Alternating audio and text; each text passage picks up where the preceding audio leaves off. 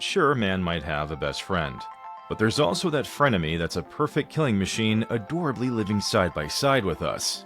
I'm Mark, the Overweight Survivor, and today I'm examining the fluffy predators of Fallout 4, the Commonwealth's cat population. Of the Earth's many creatures, cats have a world number of an estimated 600 million to possibly 1 billion. Sure, Fallout might have curbed that number by quite a bit based on that small nuclear war that decimated the planet. But if there was one organism outside of insects that could breed rather quickly, it'd have to be the common cat. It's part of the reason why we have movements to spay and neuter them after all. Outside of being fluffy killing machines, they just know how to multiply. Across the Fallout franchise though, cats, while mentioned quite a bit, didn't actually make their debut until Fallout 4. People in this universe obviously know what they are, and the Wasteland also understands this concept, but their digital representations weren't shown until the region of the Boston Commonwealth. What you may not know, however, is the extent of their presence, their overall history, and where they've been. While we didn't get anything crazy in terms of diverse breeds, there are several different color patterns, offering at least some recognizable colors seen amongst domestic cats in our world. What I'm planning to do, though, is show you just how far this reach goes, as you might not even be aware of it based on the franchise not exactly being in your face about it. For those who are allergic, pop your Benadryl now. It's about to get really floofy in here. Fallout's pre-war world was seemingly infatuated with the domestic house cat. Across the former United States, one could find numerous art pieces from painter Santiago Avida, depictions of striped cats that captivated millions. Many of the pieces can still be found in Fallout's future, appearing as settlement pieces and prized by collectors across the wasteland. The pre-war feline wasn't just adorning homes and art pieces. They were also a major part of the space race that several of the world's nations were obsessed with winning first. The United States Space Administration leaned heavily into one resource in particular, a Persian house cat by the name of Mr. Pebbles. The white-haired cat was touted as the first organism sent into space. At minimum, he appeared to be the first cat. Mr. Pebbles would earn a place in pop culture, with several products created in his image. He was also featured on the holotape game Wasteland as a companion to the main character of the game. Now in our world, the first cat in space was actually named Felicette, also a white Persian cat in 1963. This stray cat was part of the French space program. Cats also seem to have put their touch on the Mojave Wasteland as well, at least in the form of Cat Eye, a consumable item used to enhance player vision in dark places. Upon taking Cat Eye, the user will notice a blue tint in darker areas of the game, offering higher visibility in low-light situations. The bottle, of course, features a set of cat eyes, showcasing the talents of felines who have the same ability.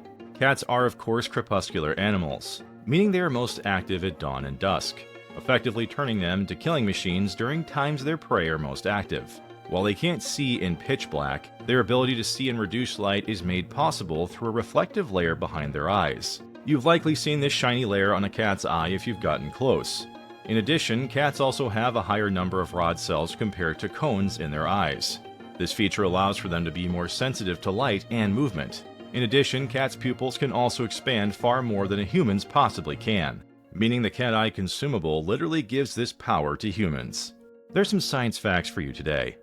The only potential issue I ever had with Cat Eye was the label itself, which says, "It's swell, kid tested, doctor approved." Yeah, I'm not quite sure how to feel about that.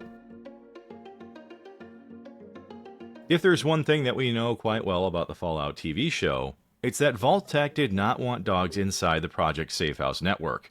The Vault-Tec Corporation clearly weren't canine people, but that's not the case for the feline population, as it was determined that cats would serve a very needed purpose across subterranean living spaces. In 2075, Vault-Tec developed a pet program that would conduct a study of a cat colony within Vault 81.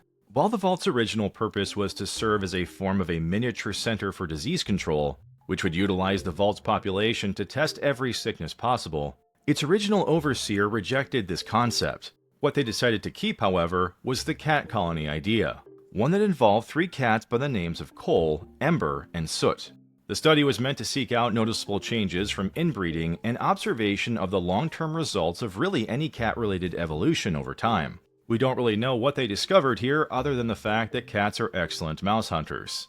But it would seem that the cats continued on even into Fallout's modern day, as a house cat named Ashes can be seen escaping Vault 81 upon first entering.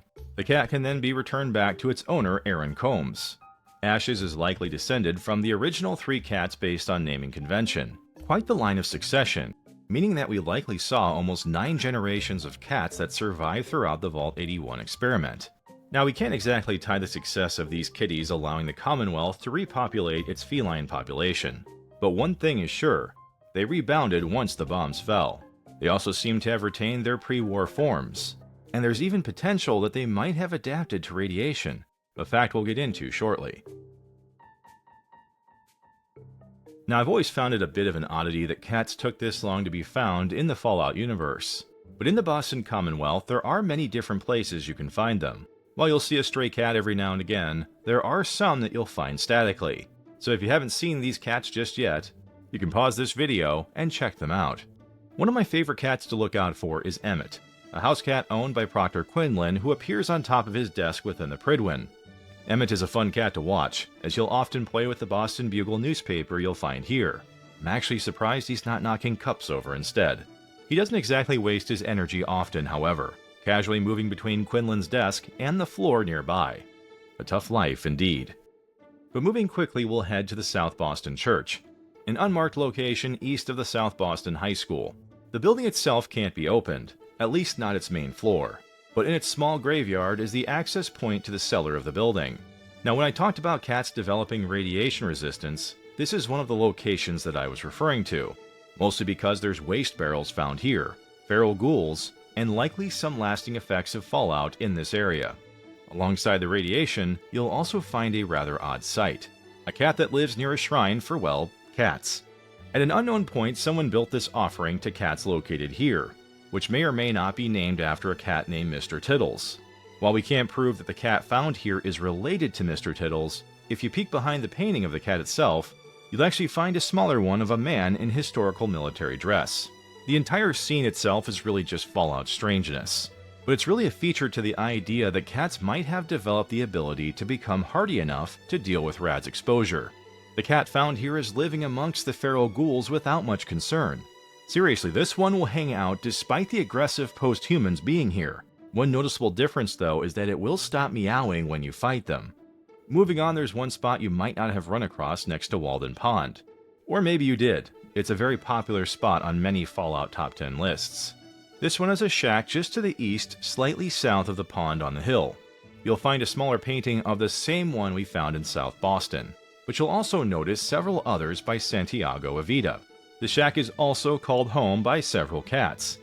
And while they're just as adorable as all the others we've seen so far, the trader that lives here has an unfortunate part of their inventory pertaining to them. Yes, it's true, this vendor sells cat meat. No, I don't buy it. For some reason, she seems to care about the cats just as much as she does harvesting them. It's a weird dynamic. But speaking of crazy cat people, one last stop to consider is the one in Diamond City. While Diamond City may be known for its old-world professional baseball iconography, one bizarrely hilarious stop is that of the Hawthorne residence. The home belongs to Eustace and Hawthorne, located in the upper stands of the settlement. The dwelling, however, is immediately noticeable for the other 25 residents that live here. That's right, 25 friggin' cats. You'll have to either acquire the Hawthorne's key or break the lock to access the home, but the 2 levels of this location are absolutely dominated by Fallout's feline survivors. There isn't an explanation for this massive cat dwelling either. The Hawthornes don't exactly talk about it, and if you're just popping hinges around Diamond City's doors, this site will likely cause confusion. What I always figured about the whole situation was that Eustace Hawthorne is one of the few people who is nice to you from the upper stands. So if she wants to keep over 24 cats, well, at least that's better than some nefarious experiment or weird mutation. At least that's my reasoning. The Hawthornes also keep some of the larger cat paintings you'll see in the Commonwealth. The only real issue I take with this location is how this many cats can exist in one spot without any evidence of a litter box. Seriously, if you own more than 1 cat, you'll know just how big a problem this becomes even in just a few days. Can't imagine the smell either. So there you have it, folks. We sank our claws into the lore surrounding Fallout's cats. Were there any facts about cats in the franchise that I missed? Let me know in the comments. As always, thank you for watching, and let me know what you think. Your comments help get this video made. A special shout out to Smeghead4000 and Bitmap0023, who asked for this one to see the light of day. Your comments help shape what I cover on this channel. Don't be afraid to sound off. Until next time, Wastelanders, this is Mark the Overweight Survivor, signing off.